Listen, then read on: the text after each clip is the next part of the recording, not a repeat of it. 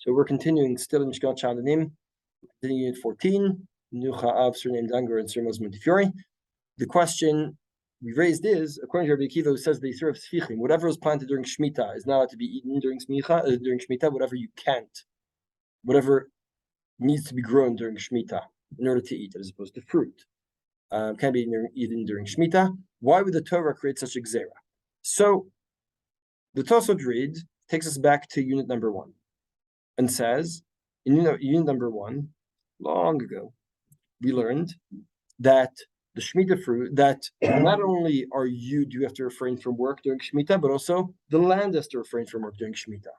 So whatever was planted during Shemitah, whether you did it on purpose or it happened on its own, you caused the land to work.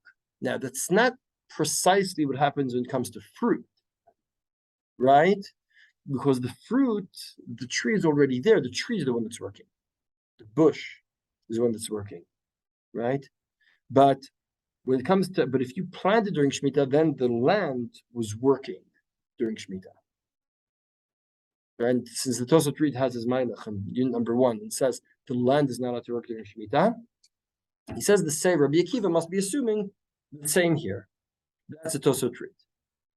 I said this is all very well for the Tosot Reed, who has this interesting idea about the land not being allowed to work during Shemitah. Remember the Chazon Ish asks, so why don't I have to uproot everything? This position, right? So I have to uproot everything, so it won't work, right? Clearly, the Tosot Reed sees a difference between a bush that's already there, a tree that's already there, and maintains its growth, as opposed to something that's planted and you can see more actively the land creating a new bush or whatever. Beseder. Correct. And then I remembered that 14 years ago, I was in a Shiur by Rav Uri Leitam, who's currently the co-Rosh Yeshiva in Yerucham. At the time, he wasn't yet. And he said something that I found very, very surprising, because he's a Machshava guy. That's his thing. Machshava Kabbalah, that's his thing. Right? He's writing a series of books called Nahal Yotzei Me'eden. So that's where he is. Nahal Yotzei Me'eden, it's like a Kabbalah kind of thing. What? He's on the way out. That's right. He's always in Gan Eden. Everything stems from the way Adam HaRishon left Gan Eden. That's his whole mind. That everything stems from everything. So Shmita is easy, right?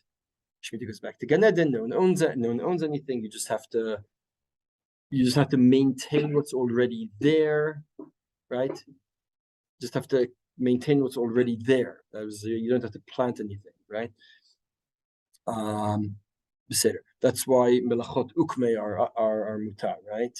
Not to bore anything new, but ukmei is mutar. That's Shmita is an easy one, right? But then he took it a step further and said that's why during Shmita you're only allowed to eat fruit, and you're not allowed to eat vegetables.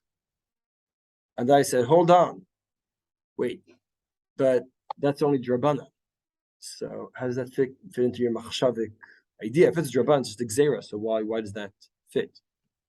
And then I got to Rabbi Akiva 14 years later, and I was saying, and I was trying to think of reason, trying to find a reason, rhyme and reason, Rabbi Akiva is saying. I said, wait, this reminds me of something I heard 14 years ago.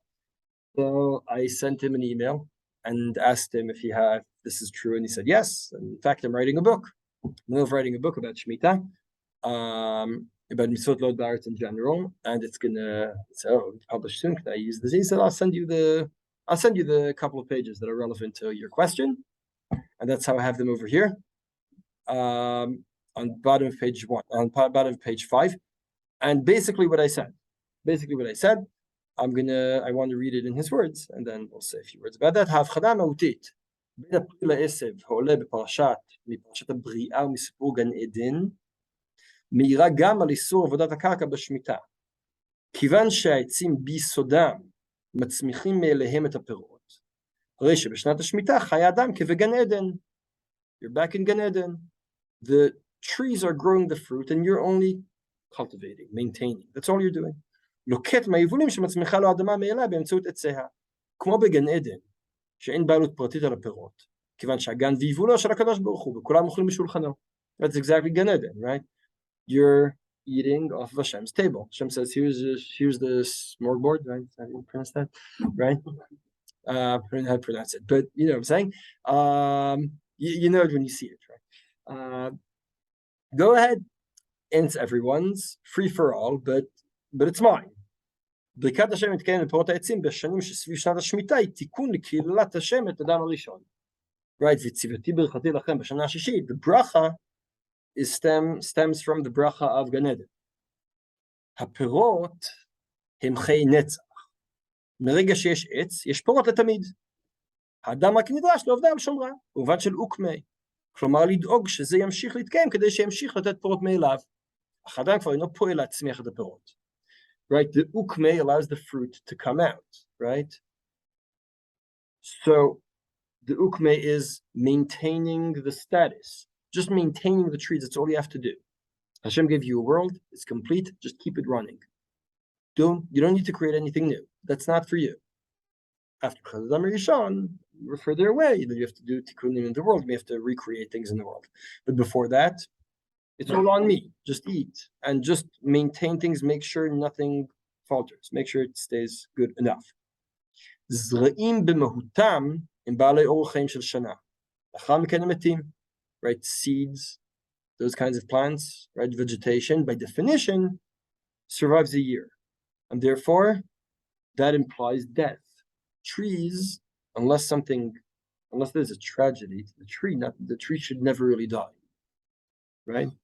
Trees should stay alive forever, theoretically, right?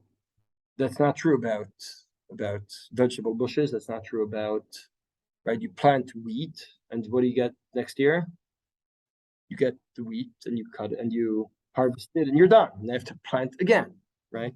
That implies death. That didn't exist before the sin.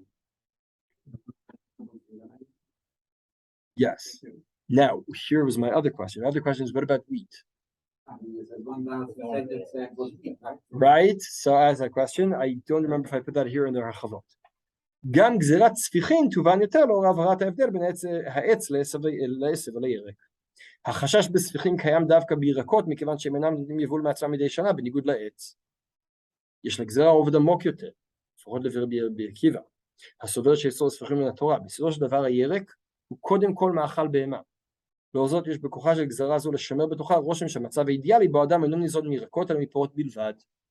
במציאות האידיאלית בה החיטה היא עץ, נהיה להם חשש לזריעה. Meaning, now he goes on and explains that בזat אפיך תאכל לחם means wheat should have been a tree. It was a tree. And then you plant it once and you harvest it every year. B'zat apecha tochal lechem means you have to plow again every year.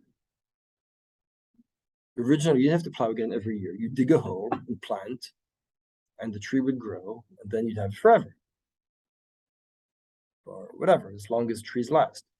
But in the world of Gan Eden, but once there was the sin, what was imposed on Adam Rishon means in order to have bread on the table, you're going to have to replant every year.